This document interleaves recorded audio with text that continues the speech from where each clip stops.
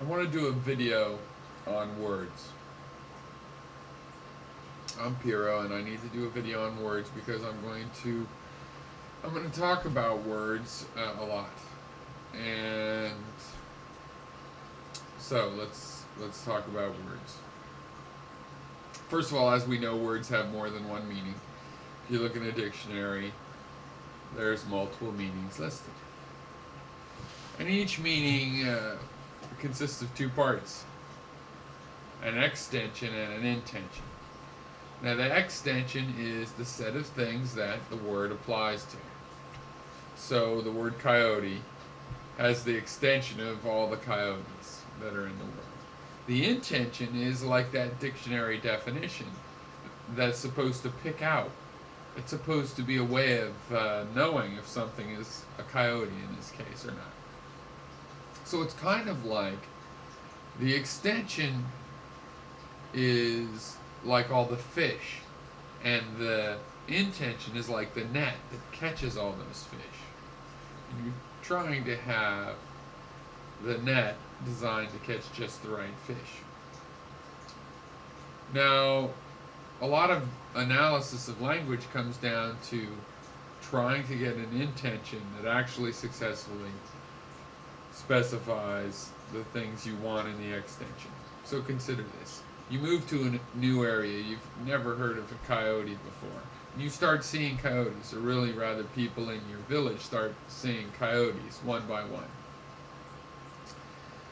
Well, as the sightings add up, there starts to be a recognition of what makes something one of these creatures that you've been seeing, and that goes into the intention. So in the history of animals, generally that would be something morphological, something having to do with the shape of that coyote and how it looked. But it's not directly based on just the morphology of a coyote, but also the morphology of all the other animals in the region.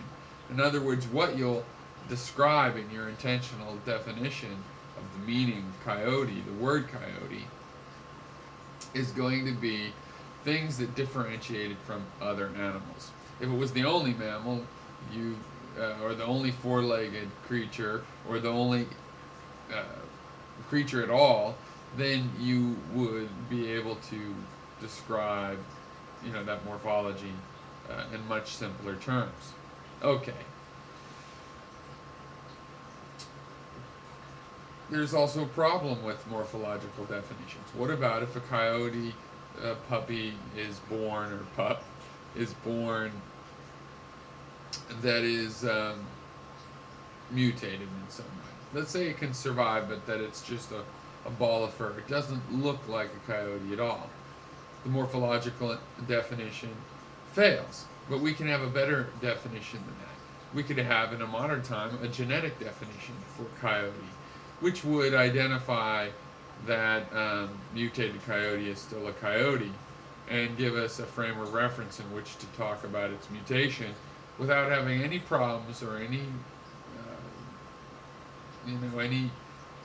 irregularities in the definition itself. We don't have to say it's an exception to the definition. Oh, here a coyote is anything that looks like this, or something that is procreated by something that fits this description. You don't have to have any special rules if you use a genetic definition. And so that's words.